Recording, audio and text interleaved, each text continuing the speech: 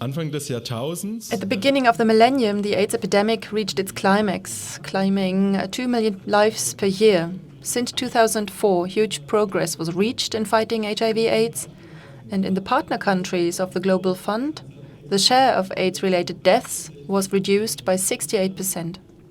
The Global Fund itself contributes largely to this development by funding 25% of the international means for HIV programs. However, armed conflicts, and in particular the war of aggression against Ukraine, as well as economic and humanitarian crisis, but also the COVID-19 pandemic, have led to immense setbacks in the fight against HIV/AIDS.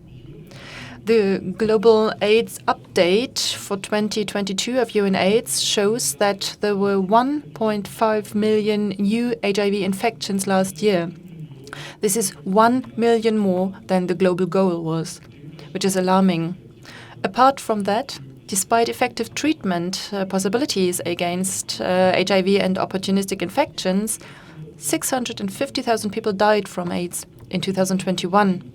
Due to these negative developments, we see the global goal to end the AIDS epidemic falter.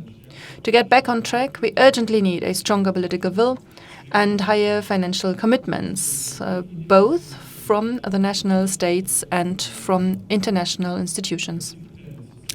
At session 1, we therefore want to discuss ways to get back on track to end the AIDS epidemic by 2030.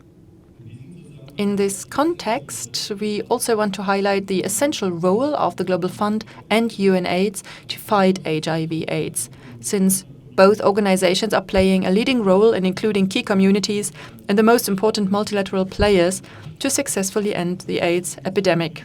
To leave enough time for the discussion, I now pass the floor to the two chairs of the session, and I am looking forward to a fruitful discussion.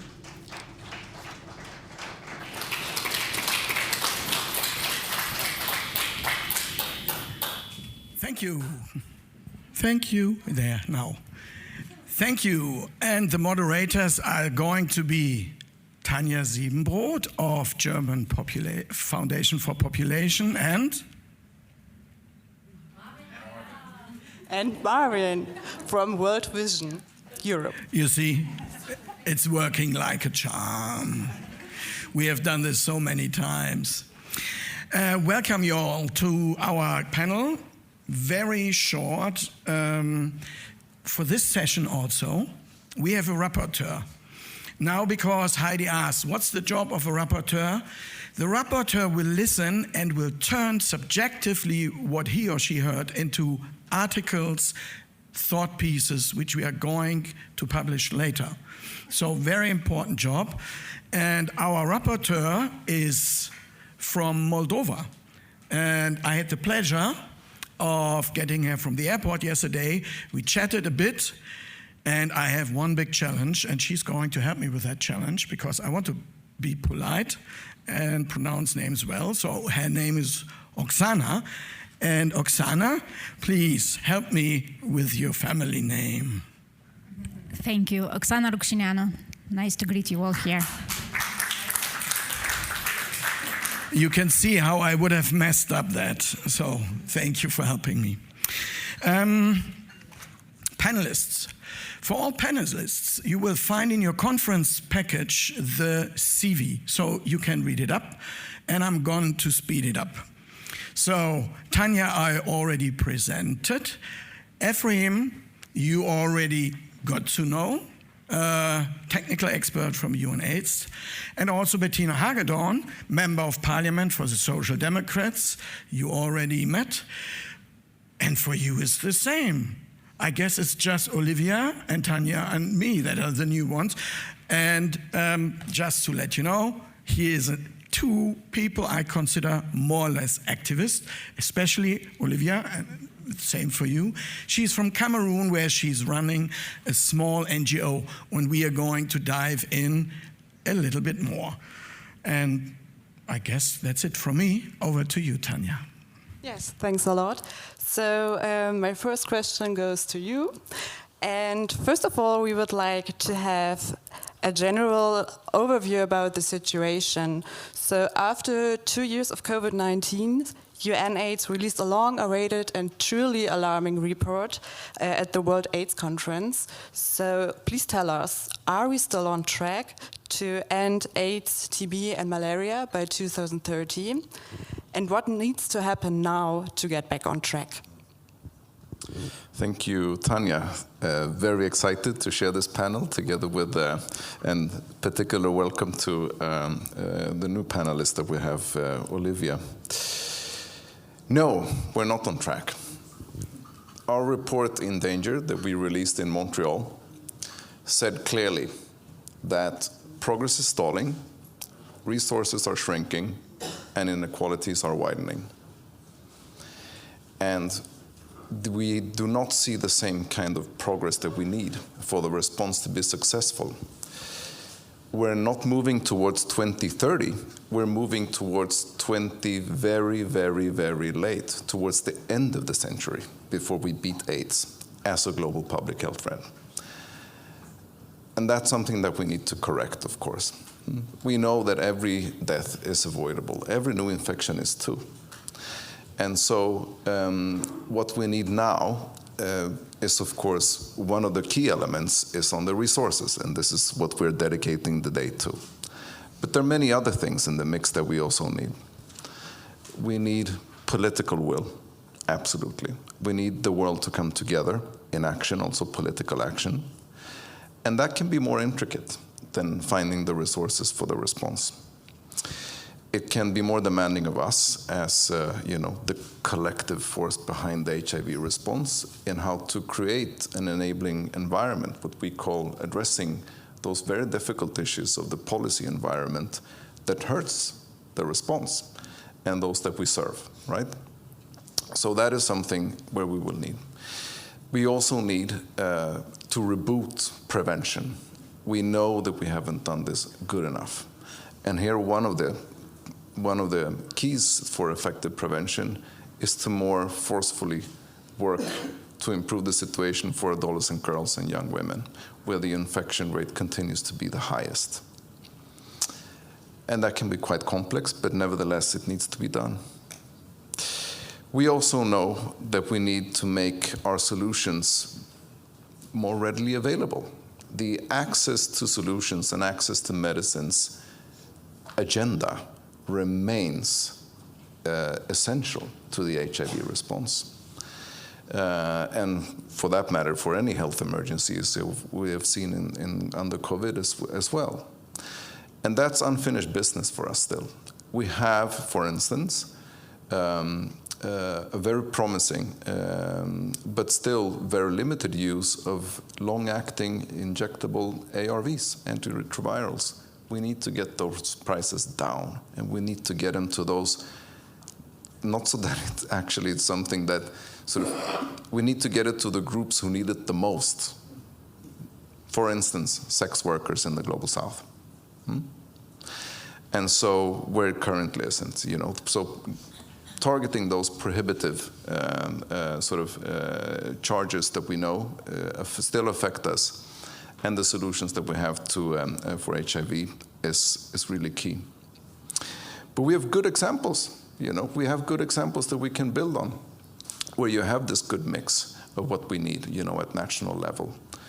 Where you've done your work on policies, on prevention, on and inclusive responses, and where you, on occasions, also target the taboos that we have, for policy interventions. We've had successful responses where the figures have gone well in Vietnam, in Zimbabwe, Lesotho, and Italy. Very diverse countries, but we know that they can succeed, and so that's the good story, of course. But currently, the news are pretty grim. We're not doing well enough in the HIV response. Thank you very much. Before I turn to you, Olivia, for a view from one of the countries, I forgot to mention that for this and the next panels, we want to make sure that you, the audience, can join in and ask questions. So we will have a good half hour and we really don't want to tack this at the end. It's very important that you can chip in. So we plan, and you can hold us accountable around 12:15, that we open the floor for your questions. Just wanted to let you all know. Olivia, Ephraim gave us the big picture view. Now you're working in one country in West Africa as director of a national NGO. What is your role that local national NGOs can play in fighting back HIV? And what's your situation in Cameroon, please? Yes, thank you very much for the opportunity, and we are very excited to be in Germany, especially giving the great news this morning, because for us, there is no other way. We have to mobilize the funding because people's lives are at stake. So in Cameroon and in many countries in Africa, civil society play a very important role in the fight against HIV, TB, and malaria. Firstly, they are very important when it comes to access to services, because we know that despite the effort of our governments, the government is still very limited to reach all the communities and all the groups who need services. We still, unfortunately, in Cameroon and in many countries in Africa, still have many villages with no health centers, no medical staff.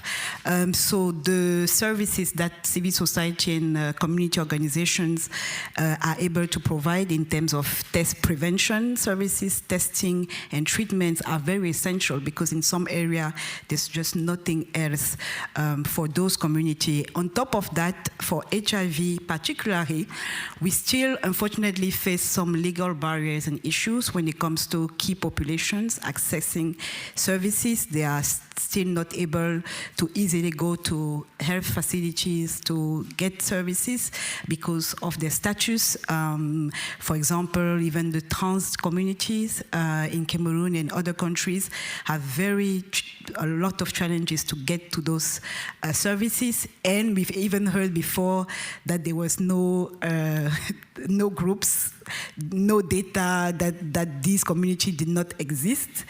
But because of the Global Fund, since the Global Fund has started, communities, organizations working with trans are able to have housing where they provide testing, prevention, treatment services for those populations, and are able to show reports of how many people are actually there hiding.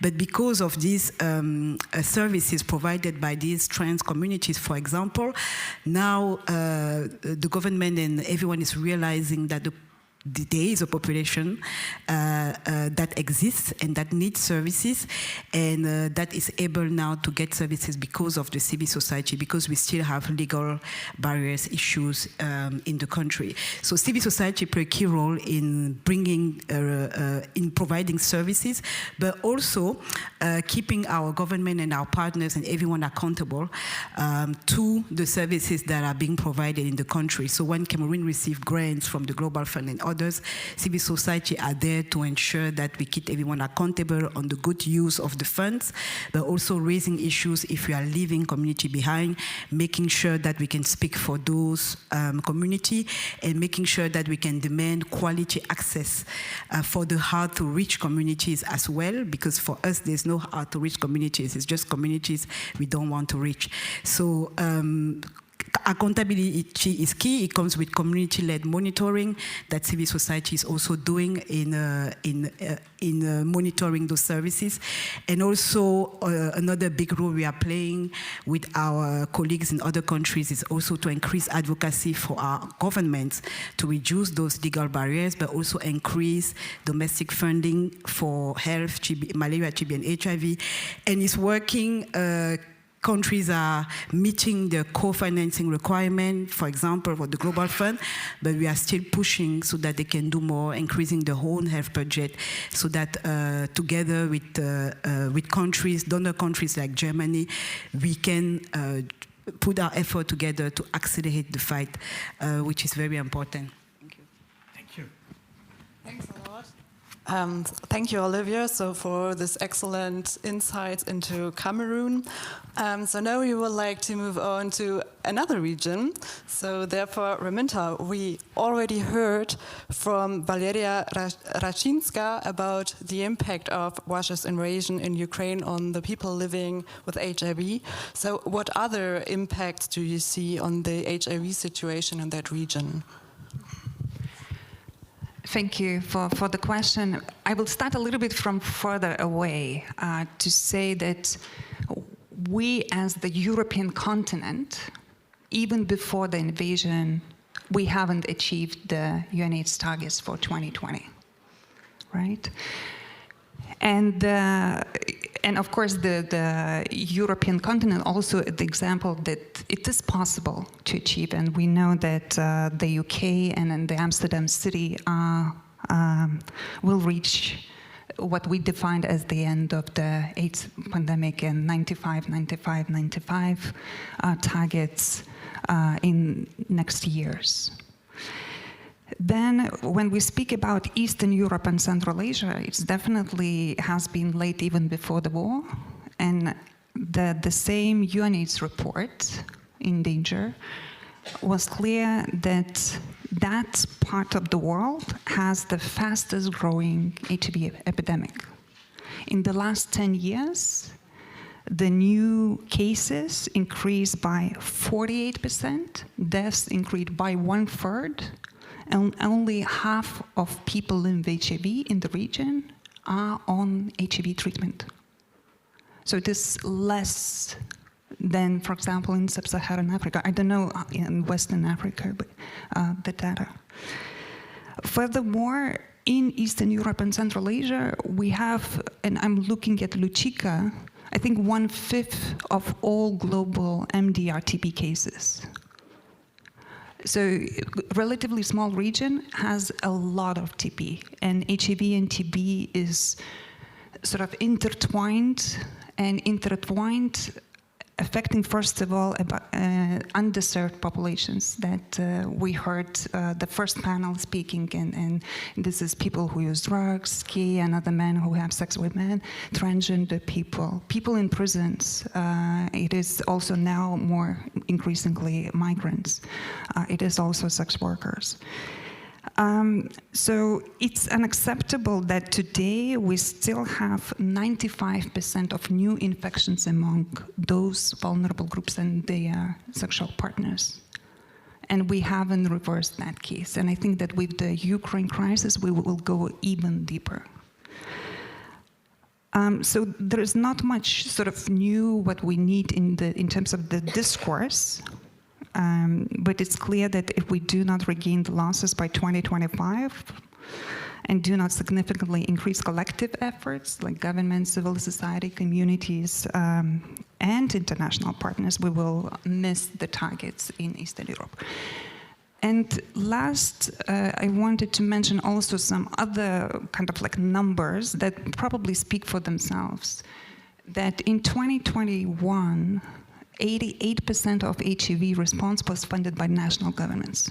So the Global Fund role is very important in Eastern Europe, Central Asia. It has been also catalytic, and it was reducing its kind of support. But it is really national governments on which we have to rely in terms of funding. And we know that in case of Ukraine, for example, half of GDP is gone. We know other countries are financially very largely affected. We know that now supplying antiretrovirals, for example, to Belarus cost amazing, huge money just to do that. Like, it's much more expensive. So that is another additional challenge, like how we'll overcome, especially when UNAIDS estimates that in order for the region to achieve the targets by 2025, we need to increase funding by 2.5, I think, times or something like that in Eastern Europe.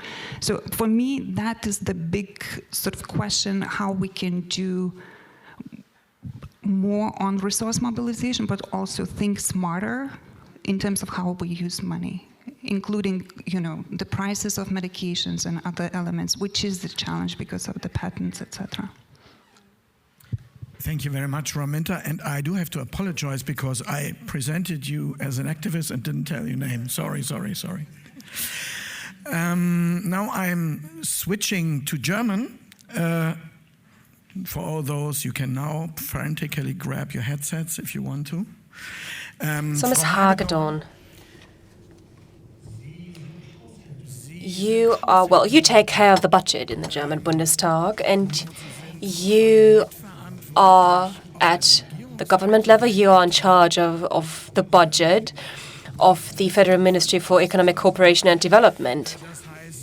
So that means that you're not only in charge for health matters or issues, but also for other matters. So you get messages and calls regarding many important topics regarding development cooperation. So could you please provide us with more information on your pressure, on your role, and whether you need more people in order to take charge of these questions?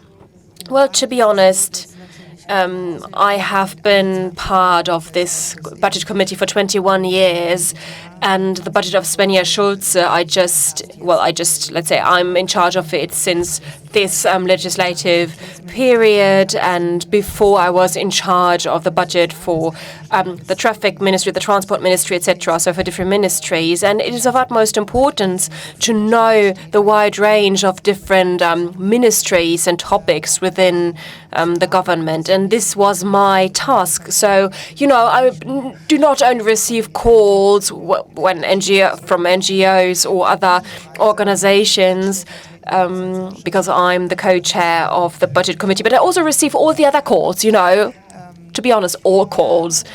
And my challenge I have to face is that during the last 10 years, we have been in a situation here in Germany where, in terms of economics, we did quite well. I mean, we survived the financial crisis really well, to be honest. I mean, we weren't sure about that in the past, but we kind of left this crisis even stronger than before. And we had the chance to to allocate money again and over again. And then now we started our negotiations this year, and we will continue until November this year. And in the past, during the last 10 years, we had been great tax estimations, and we had the opportunity to get more money out of the budget, to put some money in different pots. But we are not in this situation anymore. So in all the different departments, there are shortages. We had to cut down the budget, really in all departments, in all fields, because during the last 2 years we have had budgets that have not been and that did not abide or comply with our constitution due to the COVID pandemic, and we've allocated enormous amounts of money to fight the pandemic. And me, as a social democrat, I'm fondly convinced that it's important to save money, but never to save money in a crisis, but to invest in a crisis, to get out of it, and to really be able to overcome the crisis in a healthy way. And our challenge now is the COVID-19 pandemic is not over yet. And climate change is really exacerbating. Also here in Germany, we can feel the impact of the climate change. And now we have the war against Ukraine with its huge impact. I refer to inflation, all the economic problems, and you've already described the problems that even though you have the same amount of money at your hands, you don't get the same because we have an inflation rate, and everything costs more money. So it's not only this is not only the problem of the people, but also of the state, of course, of the government. This is why we have to find a good balance. And yesterday, like I've already said, we had our proceedings regarding the budget and the budget consultations. And of course, it was really difficult because there are so many problems in the world, in our country. But nevertheless, it is important that we, as government here in Germany, that we reassure the people that we will navigate them through the crisis. But at the same time, it is of utmost importance not only to take into consideration the German people, but also the rest of the world, because there is a 100 billion special budget we've provided as reaction to the war in Ukraine. And this was the right decision, but I'm absolutely confirmed that we can not only in a military way solve this problem and this conflict. We have also to provide support in terms of humanitarian aid, and also the foreign ministry needs more budget, more funding in order to be able to raise its voice, or the minister has to raise her voice. And if you ask me what are the pressing topics, I mean, this to really fill this gap and to build this bridge between the very young new government and the great challenges. But as I have been in the business for years, ladies and gentlemen, and I have survived the financial crisis, and I have been member of the budget committee, and I think we can do that. We will be successful. Thank you very much for the information. And now I would like to ask you a question again, Ephraim. And it will focus on the work of UNAIDS and the Global Fund. So UNAIDS and the Global Funds have a very similar programmatic focus. That means like strengthening civil society, targeting the needs of key populations, addressing inequalities, racism and access barriers we already heard today. So, but how is the division of labor between the Global Fund and UNAIDS? So, and especially at the country level. So, how do both of them complement each other, and what are the key differences? Well, first of all, UNAIDS is a UN agency, and so we're part of the UN family, right? That gives us we have a particular mandate, intergovernmental mandate, etc. And there's also an accountability for us within the UN system towards ECOSOC, etc. So that's just to mention first. But I'd say that the division of labor is very functional and effective. And the way that our UN sort of hat gives us special sort of powers, you could say, in the HIV response, and are very peculiar, as I mentioned in the other session, our unique structure, which also gives us a real boost within the system, and also helps the agenda of making the money work for the Global Fund, naturally, in country. And the programmatic convergence between us is, I mean, there's hardly any difference, you know, and we work locking step together with the Global Fund in their strategic documents and also in ours. But in country, first of all, UNAIDS is in country, and so we're present in 70 countries. We work, we're present in the CCMs, and also supporting governments in many ways, and also communities, and that helps them in turn be able to access Global Funds money. And that's sort of part of the magic that we try to do, is to support them in accessing Global Funds money, and to the best possible way too. But then there are areas of the future where I also think that the Global Fund and UNAIDS works very well now, but it will have to, invariably, it has to grow. And it speaks to the points made by Arminta and also Olivia here in the panel. Community-led responses, including, and then also added to that, community-led monitoring of the response. When we invest this much, there needs to be monitoring of the response. And we believe at UNAIDS that there's nothing more powerful than community-led monitoring.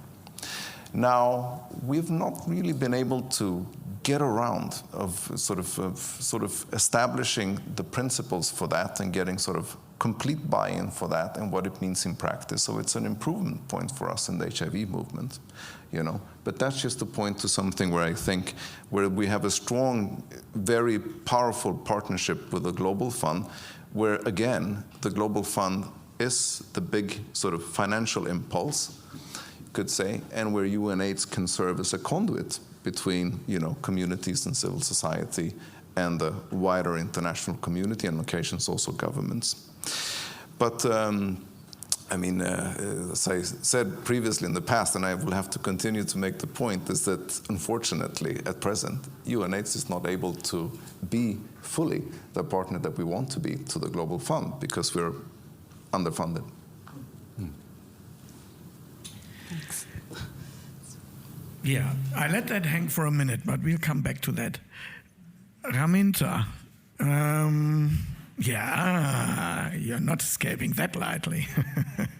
Raminta, you're part of the technical review panel of the Global Fund. That means you look at, it's an independent body looking at the proposals that the Global Fund is invited to fund. And you have been working with that for a number of years, and you look at the Global Fund from a little bit from the outside and more critically. Where are areas where you think that are, let me put it as we like to do it in HR speak, room for growth?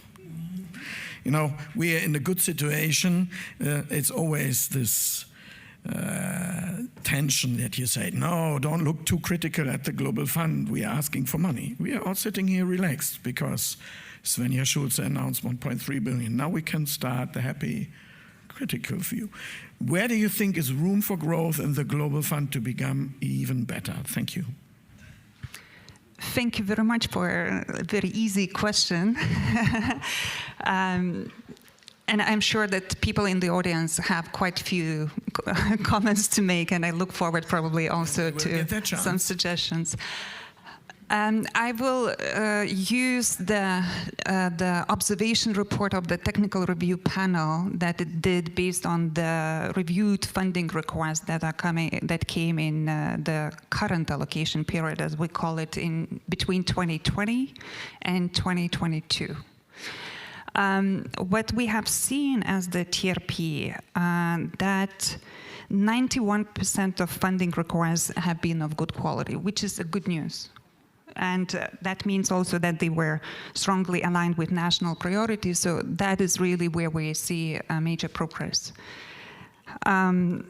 Secondly, if we look for the areas for growth, inequities were addressed insufficiently. And that is the funding requests were the weakest at addressing gender equality and human rights. Only 55%, or maybe already 55% addressing gender-related barriers to services well, and 62 of those onto human rights. And with human rights, we really sort of see the progress in comparison with what happened before 2020. The third sort of message from the observation report is about prioritization is becoming slightly better, but really insufficient towards... I just didn't get privatization? Sorry, it's my Lithuanian English. No. Prioritization. Prioritization. Prioritization. Sorry, no. It's my ears. I'm getting old. Yes.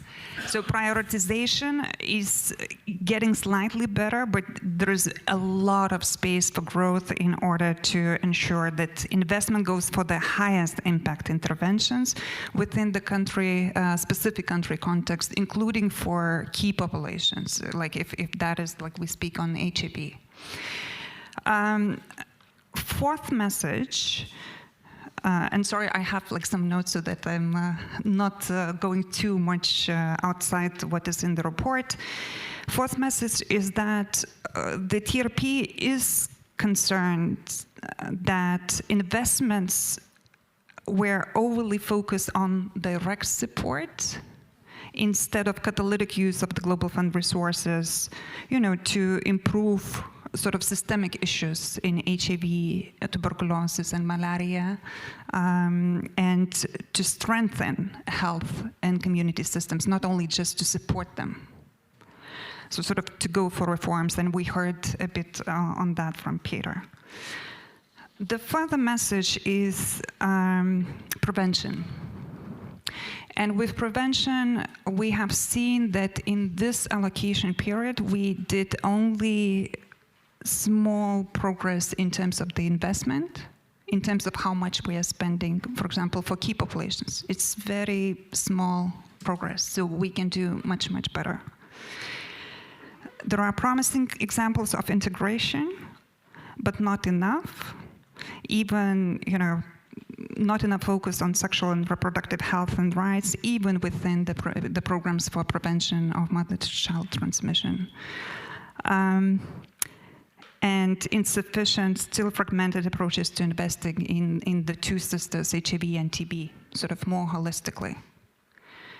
Further on, we see that in the countries that are sort of close to the last mile, are close to the 1990 or 95, this last mile is very difficult. It often costs more in terms of effort, creativity, but also money. And that is the challenge that we have to think. There are not necessarily good answers to that. And last but not least is the message on sustainability. Is sort of, we are still in some settings moving towards sort of emergency response and thinking less about sustainability and how we integrate with the broader systems, including, for example, how we ensure that if not now, then in very near future, governments start funding community systems or civil society organizations and have those mechanisms and funding schemes in place to ensure that there is sustainable funding to that. So these are just a couple of messages of where to grow, but I encourage to read the full report, of course. Thank you. It will be part of the rapporteur's package. Yeah, thank you. So, Olivia, right now you heard the views from UNAIDS and also from Raminta. So it would be nice if you would like to give us your point of view about the Global Fund. And we are particularly interested in the support of community-created health systems. So maybe you can focus a bit on that. Oh yes, thank you. So the impact of the Global Fund on the work of civil society or community is huge. So if we take first at the individual level, we know we have many of our people. First of all, we have the older generation who used to spend about $2,000 almost a month for HIV treatments. And since the Global Fund, they will tell you now those treatments are free of charge. And they will also say that if it wasn't for the Global Fund, they would just not be alive because they just couldn't afford those treatments. And you also have the newer generation, the youth, who unfortunately were born with HIV. And who can say that they are the Global Fund, they are the result. They are able to have services. They don't know the struggles that the older generation had because they have services, and since they didn't ask to have, the disease, they were born with the disease, and they are actually very, very grateful to have access to those treatments because this is their life. Their life is based on funding and treatment and services that are actually reaching them. And you also have another group of people, the people who are at risk, who needs to be protected, we need to make sure that they don't get infected by the disease, and we need to make sure that group is fully protected with prevention services so we can bridge that gap. Now, at the community level, the Global Fund allowed for communities, groups to, first of all, be known, and then to work together, to coordinate efforts, to come together, to talk about strategies, to talk about what services is needed, to actually bring their voices to the table when it comes to developing strategies and interventions. And so to be stronger, working together. And when I say communities, it's also communities who are invisible, who are not supposed to exist, but we are seeing now that they do exist, and together they're stronger, because when they were working individually, it was very difficult for them to even make their voice heard. But when they are together in networks of key populations, of sex workers, of trans, they are more stronger, and they have the courage to demand changes. And not only with the services that they are able to provide to the communities and they demand, at the political level, for the first time in our countries, we sing in the CCMs for the very first time, where you have trans representatives, men having sex with men representatives, sex workers representatives, sitting at the same table with representatives from the ministry, with parliamentarians, with other political leaders, other technical partners, sitting together and discussing what needs to be done in terms of Global Fund programs and services, which is still a miracle, because before it's not something that could happen because they didn't have a voice. So now, with the example of the CCM, they have a voice, they can speak, they are seen, and slowly our governments are realizing that yes, we can no longer pretend that they do not exist, and we have to, if we want to fight HIV and AIDS, we have to make sure we acknowledge their presence and we work with them so that they are part of the response. So just that happening at the CCM level is, for us, is amazing.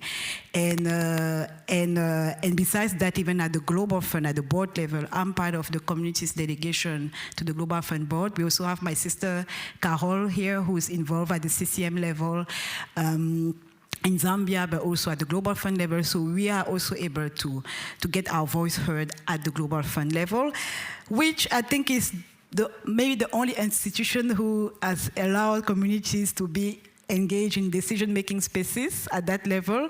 So we also want to make sure that the World Bank and others will do the same, because they cannot be adequate response for us without us, and the Global Fund has already a very good system in place to allow us to have a voice in the decision-making spaces. So all of that is actually contributing to strengthen the community services, the community system at the global level, at the national level as well. And if you look at in our health system right now, the community are not yet very well recognized. If you talk about community health workers or community agents or community-based organizations, in the health system, the places are not yet officially visible or present, because we still have issue with status of those different groups. So we are now hoping to continue to work with the Global Fund for better recognition of community systems as part of the health systems, of community organizations, and also the fact that, like it was said before, government should also start investing in these community organizations, community responses, because we believe that that will be one of the key to help us to end AIDS in this generation, because otherwise we would have failed, and we don't want our children to actually even know about AIDS and HIV. So we have to bring our efforts together and really recognize those community systems now. Thank you. Thank you. So the last question is for Mrs. Hagedorn. And so I will switch back to German. Genau. Und zwar Ephraim already announced that UNAIDS, that there are not enough financial resources, and that in the current budget, in the planned budget of Germany, there is still no amount named for UNAIDS. Last year there was an amount in the German budget, and the question to you is, what can we do? What can you do? What are you able to do in order for UNAIDS to get back into the German budget? During the break, I already talked to Svenja Schulze about this.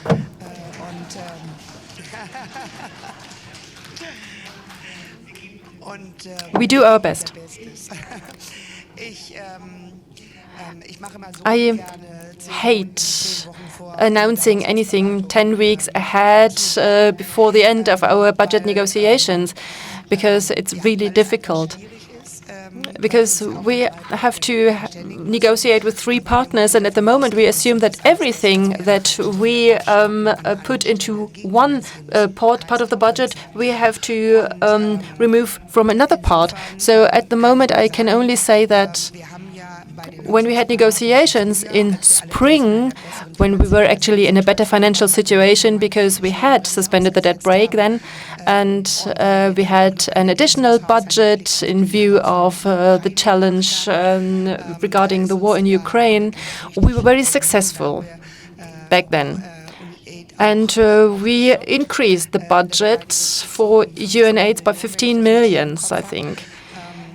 So in the past, there were strong signals from us and also from the Budget Committee and also from Svenja Schulze that we are standing at your side and we are doing everything that is possible.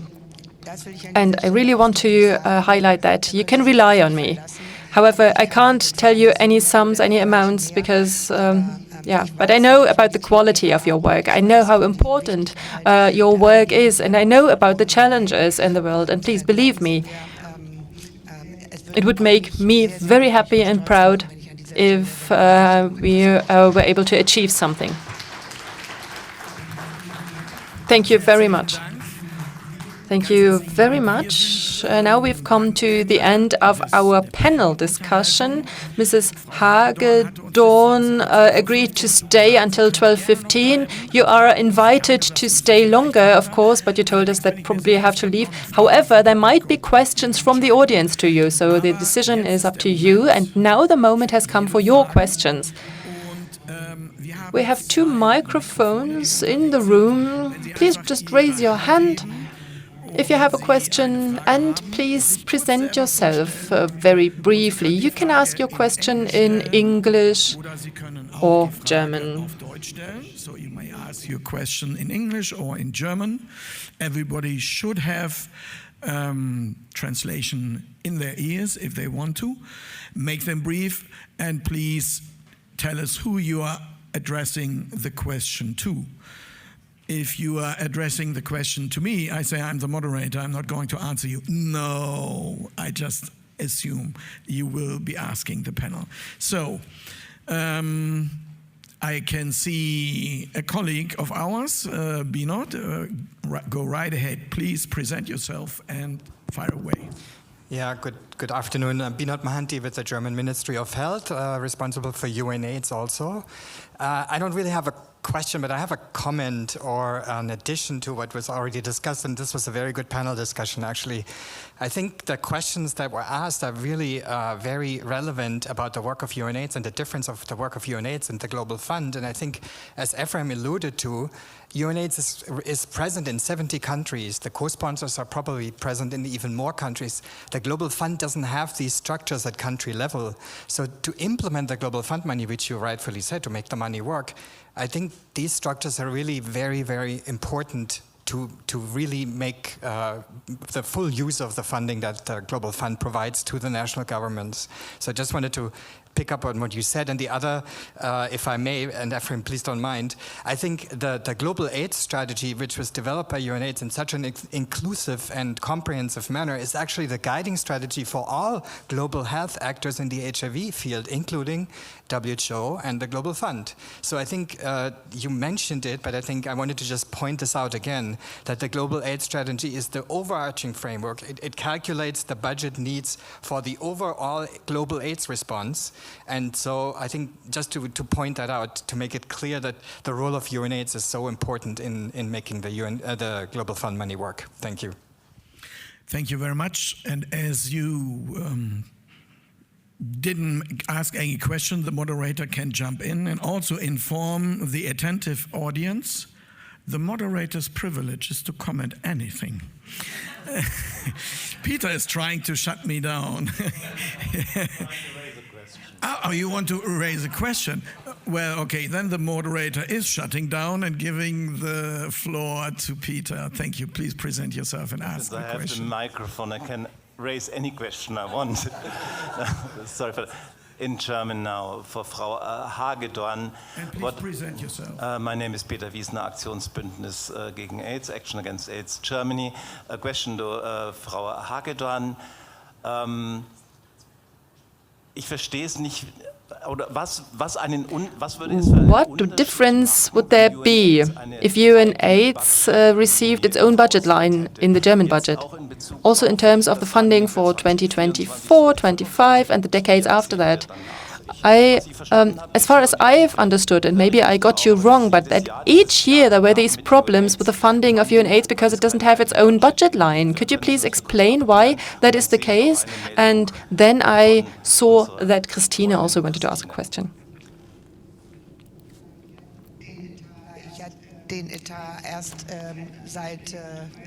Since I am just member of the budget committee just for 9 months, I don't know whether these problems already existed earlier. I just don't know that. But as I've said, I already talked to Svenja Schulze about this. And of course, we didn't have enough time during the coffee break to talk about this intensively. But you can be sure that we will do that in the future, because I, of course, have to speak to the experts. I have to know what they need the money for. And she is a minister who took over structures from her predecessor. And that is why at first I have to get some more information. And then you can be sure that once I agree with Svenja Schulze, which I am sure we will, and we will have the power to implement what is right according to our view. But of course, at first I have to get some more information, and the budget negotiations just start next week, the parliamentary negotiations. We've got now a draft document, and Heidi, you know how the budget is established. No law ever came out of the parliament the way it entered it. We always change draft budgets, but we can't add any money we don't have. We can just check where the focus is. We can see where we can take money from and where we can shift it to. However, we are not able to generate money out of nowhere. And I know that, of course, I know that money can only work if it is there permanently, because everybody working in the field need permanent structures, need permanent staff, and we know that this is absolutely necessary. However, I just can't give you any promise now, apart from that I will do everything that I can. Now the moderator privilege, I see you, comes in just with a piece of information and to strengthen your argument is, because what hasn't been mentioned so far is that next year Germany will be the co-chair of the program coordination board of the UNAIDS. That means Germany will be in a chairing role. With 0 in the budget for UNAIDS, that looks kind of funny. So just, just stacking you with arguments. Now, Christine, over to you. Yeah, thank you. Christine Stechling from Frontline AIDS. And I have just a couple of comments because I'm going to speak on the next panel, which is about TB, and I don't want to miss out saying something on HIV, which is usually more my comfort zone to speak on.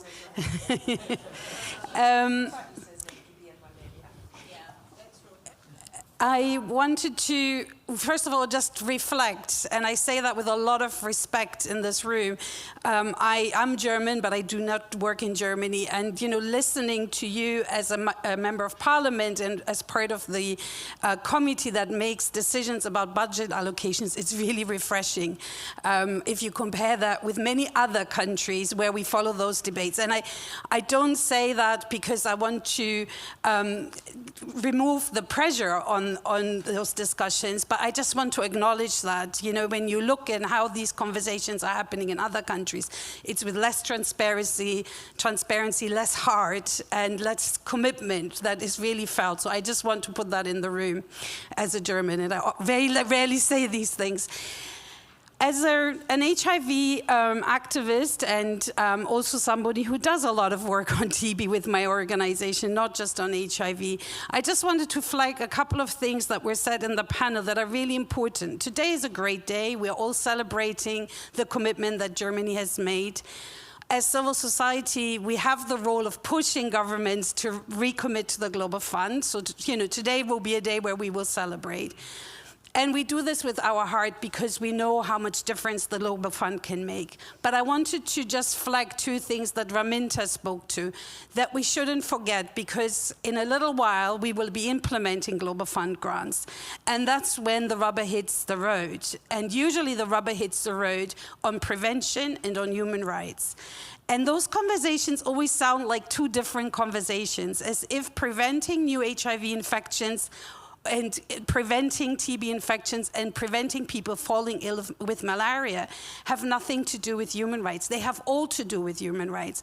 And I think as this group and as a group of committed people, what we need to commit to is, when we get to the next step of implementing the Global Fund, is to remind countries, but also the Global Fund and the joint program, to keep on reminding people that they are not two different things. Last year, I can't remember the full amount, I think it was 10% that went for HIV prevention with the Global Fund.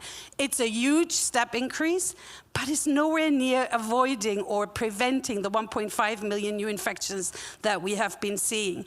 I can't remember the amount for human rights. We need to be better integrated, and we need to understand that they are two things that belong together. Only when we address structural interventions will we prevent new HIV infections. So I hope when we have all done celebrating, when we have a fully replenished Global Fund, we will come back to that and make those conversations meaningful. Thank you very much. I hear somebody in the back of the room. Please present yourself and address the question. Thank you. My name is Carol Agachenga from Zambia. I work for an organization called Sitam Plus, a community-based organization, fully started off and supported by the Global Fund. And I'm also a board member on the Stop TB Partnership, representing affected communities. I'm speaking here as a person living with HIV. I've been positive for 21 years, so thank you, Germany, for what you've done. Thank you, Mom. And also, I wanted to say that a question goes to the lady who talked about the TRP. It's really sad to hear that countries are really slow on PMTCT, because what I noticed that young people, the ones that Olivia talked about, born with HIV, are now becoming parents. So if we are really going low on TRP, for me, it's really worrying. I'm just wanted to say if there's a way we can also go up on that. But on the other part, I wanted to talk about the gender. I think Christine talked a lot about that. I don't know how we are going to improve on that, gender and human rights. Usually when we sit in this, like Olivia said, I sit on the CCM, and I'm one of the people who organizes the writing team from civil society. We talk a lot around bringing in things around human rights and gender. You can put them in the proposal, but somehow it's taken out. So I don't know if there's a way that there can be some funds ring-fenced just for civil society to do those activities. Otherwise, it will not change anything. And when it comes to sustainability mechanism, I don't know again how civil society can be fully supported, in that we talk about that a lot, but then when it comes to speaking to our governments, for example, they will tell us that they do not have mechanisms on how to support civil society. There are times when, for Global Fund, there's a writing processes, we're invited to meetings, but everybody else in the government is supported, but civil society is never supported. So how do we get there? Then the last, I think, comment is to UNAIDS. Like I said, I've been living with HIV for 21 years. I was a teenager then. I mean, I'm not a teenager rather, but I was in my early 20s. But now, we are aging with HIV. Most of us who fought for treatment, most of us who did a lot of dying around the world in the streets are aging with HIV, and we have different complications, which I've seen that in HIV sector, nothing is really happening around that. So now, to UNAIDS, is there something you're doing to take care of us? We have horrible complications. Thank you. Thank you. And just before the answers, PMTCT, to which you mentioned, is the prevention of mother or parent-to-child transmission. Just wanted to explain. Now over to Raminta and Ephraim. Thank you very much for passionate and hitting complex points from your comments. And also I wanted to thank Christine, who was also hitting very difficult points and sort of highlighting them in such a sort of compassionate but also evidence-based way. First of all, I want to make a disclaimer.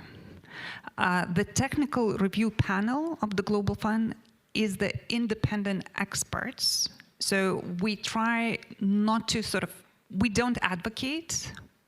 We review funding requests. We release our observations. But we are not like going to countries and giving very specific pinpoints. This is your funding request. Now in the next allocation, this is where you have to go. My observations that I was presenting are sort of the summary of the global trends that we saw, and there are a lot of good practices as well as sort of areas for improvement. And our role is more to comment on what we receive that was produced through country ownership process.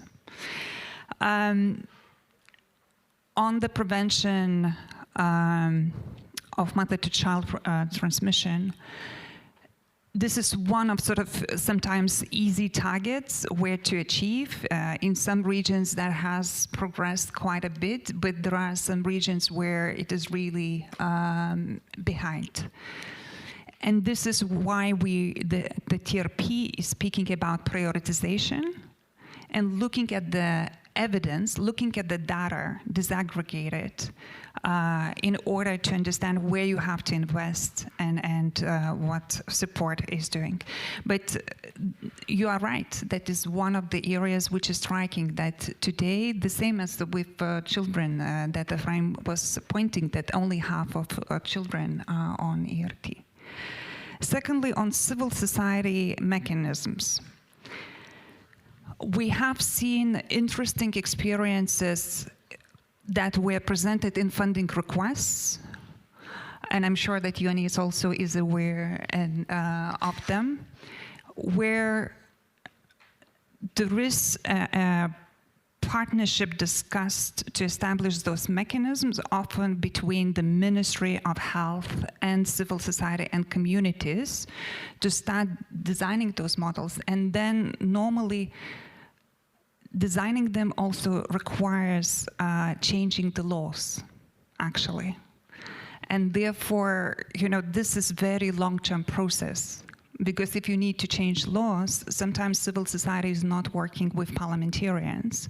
And as we see again that in order to achieve certain changes, the multi-sectoral approach is needed. And I must say that the progress on what was seemed not achievable and unrealistic maybe 10 years ago on civil society being contracted and receiving funding. We see examples, for example, in Ukraine. We heard Valeria Rachinska speaking this morning. And in Ukraine, I don't know how many in dollars, but the civil society and community organizations have been contracted by government before the war to deliver services, including HIV treatment support, but also HIV prevention. So those examples do exist. In case of Ukraine, it was really a lot of ambition, political ambition, but also civil society ambition. It took a lot of effort and learning from mistakes and moving along in order to achieve that, and to also create savings within the HIV treatment budgets in order to put space for the government to invest in communities. These are sort of just small examples, and apologies for taking a lot of time. I saw I felt your glance on my back. No. We still have 15 minutes. Oh. Thank you for your question. Sorry, I don't know why I have these on. It's a very good question, and we've addressed it in the Global AIDS strategy. But it is not hasn't been in focus enough. So I thank you for raising it. I mean, for us at UNAIDS, we need to naturally always work our way through our co-sponsors, you know, to deal with certain issues, and in certain, and this is one of those where I feel that the conversation hasn't been intensive enough together with our co-sponsors, and it's actually because generally issues of aging across UN are not always well dealt with, to be honest. And so, this is probably an improvement point for us, but I don't know the specificities of it, but I know that we've had it we have an indicator even about it in the Global AIDS strategy, if I remember correctly. And it also speaks to another point, which is, yes, we can beat AIDS as a global public health threat by 2030, but it will remain with us after 2030, and we need to think about that too. Sort of as we build for the future, we will do with communities and resilient system, etc. But there are people, you know, also that will continue to be affected beyond 2030. Thank you. So I saw another question in the front, I guess. So. Is that on already? Yeah. Yes. Okay. Sorry. Hi, my name is Harriet Ludwig, and it's rather a comment than a question, because there has been a lot of discussion towards the German contribution, and of course we are one government. Nevertheless, we have different ministries, and of course also we very much appreciate the work UNAIDS does. It's a crucial element. So the Ministry of Economic Cooperation is highly involved, as you know, through the Global Fund. But as there has been a lot of issues raised about why there is no money in the budget for UNAIDS, just as a piece of information, this is because, sorry? Yeah, because this is the health ministry. So we're super engaged in it, and I'm sure we will also pick it up, but we can't speak on this today because the responsibility and also the representation in the PCB lies with the Ministry of Health. We can open up this in a long-term discussion, but we have a huge interest. Be assured we have an interest that UNAIDS is working. We are very much engaged, but we don't have the hands on the budget.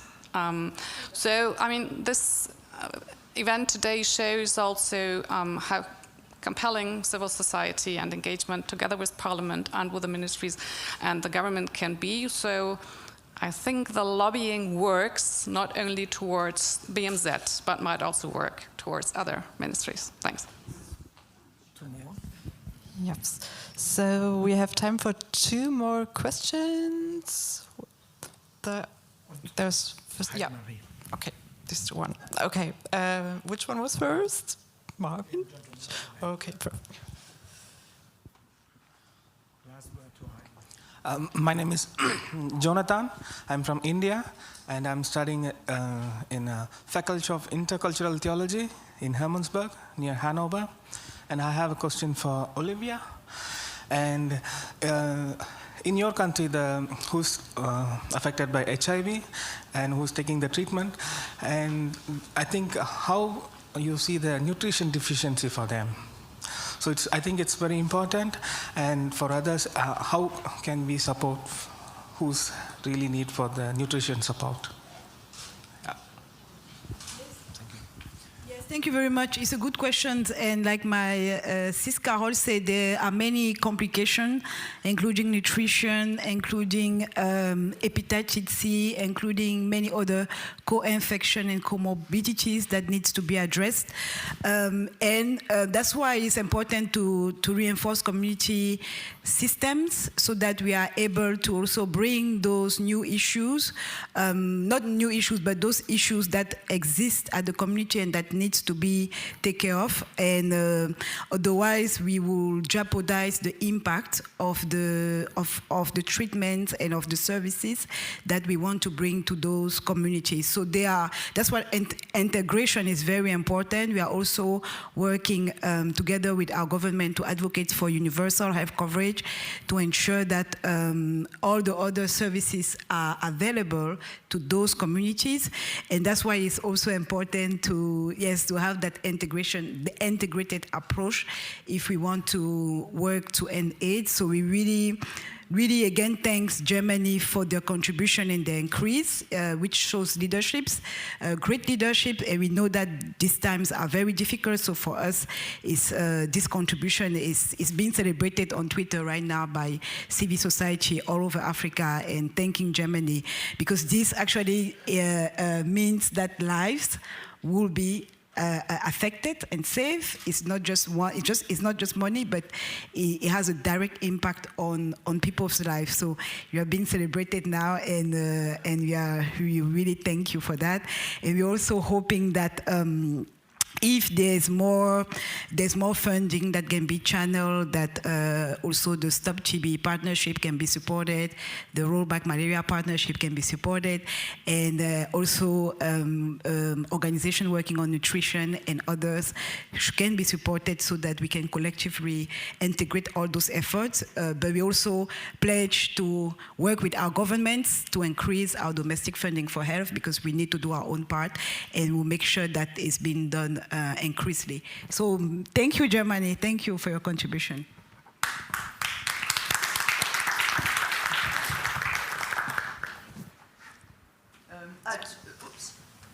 I just wanted to take up a point which this morning and also in the interventions now has been touched.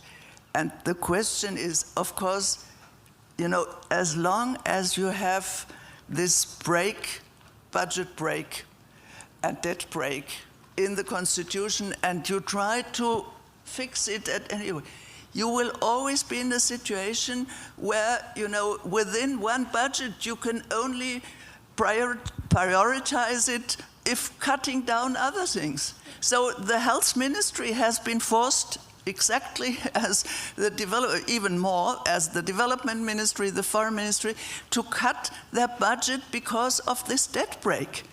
And my point, I mean, no one from the government would say it this way, but my point is, I think also the non-governmental organizations should concentrate on the question to say, if we could omit or leave aside the debt break when there was the COVID catastrophe, and when that was the case, it is even more the case now, because we have the consequences of the Ukraine war, we have the consequences of the climate crisis. So I think the demand should be to say, just once more, leave aside the debt break for the coming budget, and fulfill the obligations that we had.